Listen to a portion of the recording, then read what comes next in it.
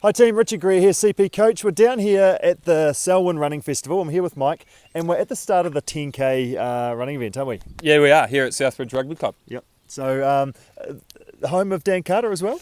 Home of Dan Carter, actually. You run past his childhood home, Yep. so you might spot a wee set of rugby posts on your way past. But Yep. Home of Dan Carter. Yeah, good stuff. And we're organising the weather today. We're just mentioning that this is almost perfect running conditions. No wind, a little bit overcast. What did you say, 14, 15 degrees? Yeah, I'd say so. And unfortunately, November's not always like this, but this would be perfect if it was race day, yeah. Mm-hmm. Yeah, cool. So what are some things to think about in regards to weather and preparing yourself for that? So what sort of weather do you tend to get out here? Well, I suppose for us, November tends to be probably high teens, early 20s.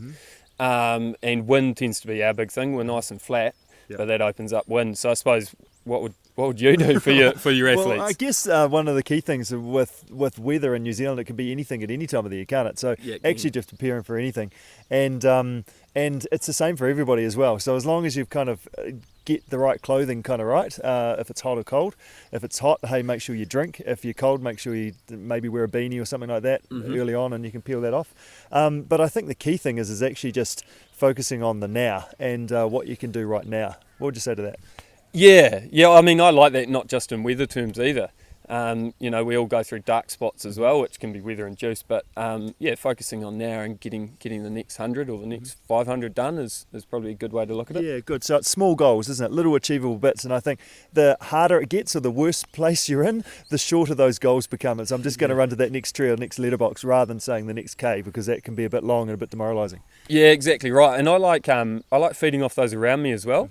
It sounds a bit harsh, but if someone else is in a bit of pain, it probably makes my pain go away a little bit too, or I can help them out and then I forget about mine. So hopefully there's people around you that you can feed off as well. That's right. And encouraging someone else, that makes you feel a bit better. They might give us something back to you, or giving the old high five out to a spectator. They encourage you a bit more, give it a little bit back. Yeah, definitely love the interaction with spectators. Yeah, nice. And the other thing I think as well, just in terms of staying in the now, it's about thinking about my posture, thinking about my technique, and I think if you're thinking about that, you're probably going all right, which means, hey, I don't think about the finish line, but I'll actually be getting there reasonably well. Yeah, that's great advice. There actually. we go. That'll help my running. Exactly. No, that's good. And the other one I've heard just recently is counting. If you're in a dark place and you don't want to be here anymore, just try counting your steps. Every time your right leg hits the ground, count it. And what will probably happen is you're not going to be able to get much past maybe 50 or 100 or so. And then you'll start thinking about something else without even sort of realising. But just kind of in those bits where you're struggling, use some of those tactics just to kind of get through it. Yeah, perfect. Nice, I love it. So 10k at the Selwyn half. So this is where it's Selwyn Running Festival. This is where it starts. This is where the half marathon merge through here as well. Yeah, exactly right. Good stuff. Over and out.